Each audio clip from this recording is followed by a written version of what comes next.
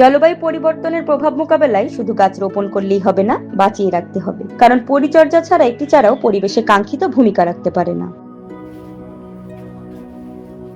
রাজধানীর আগারগাঁওয়ে মাসব্যাপী চলছে জাতীয় বৃক্ষ মেলা। প্রতি বছরের মতো আয়োজিত এই মেলায় দেশি বিদেশি নানা প্রজাতির ফলজ, বনজ, ঔষধি ও শৌখিন গাছের পাশাপাশি নতুন ও অচেনা গাছ সম্পর্কে জানার সুযোগও পাচ্ছেন দর্শনার্থীরা। আয়োজকদের তথ্য অনুযায়ী এবারের মেলায় এসেছে 4,50,634টি চারা, যার আনুমানিক মূল্য 3,36,92,710 টাকা।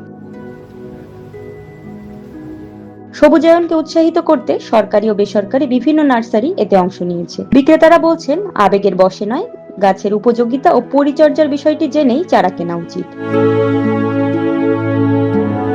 মেলায় একজন বিক্রেতা গান গেয়ে নগরবাসীর কাছে ছড়িয়ে দিচ্ছেন গাছ রোপণ ও গাছ বাঁচিয়ে রাখার বার্তা। একটি চারা রোপণই শেষ কথা নয়, সেই চারাটি যত্ন পেয়েই বেড়ে ওঠে, আর বেড়ে উঠলে মিলবেই বৃক্ষরোপণের প্রকৃত সুফল। প্রভাব মোকাবিলায় রাখা যাবে কার্যকর অবদান।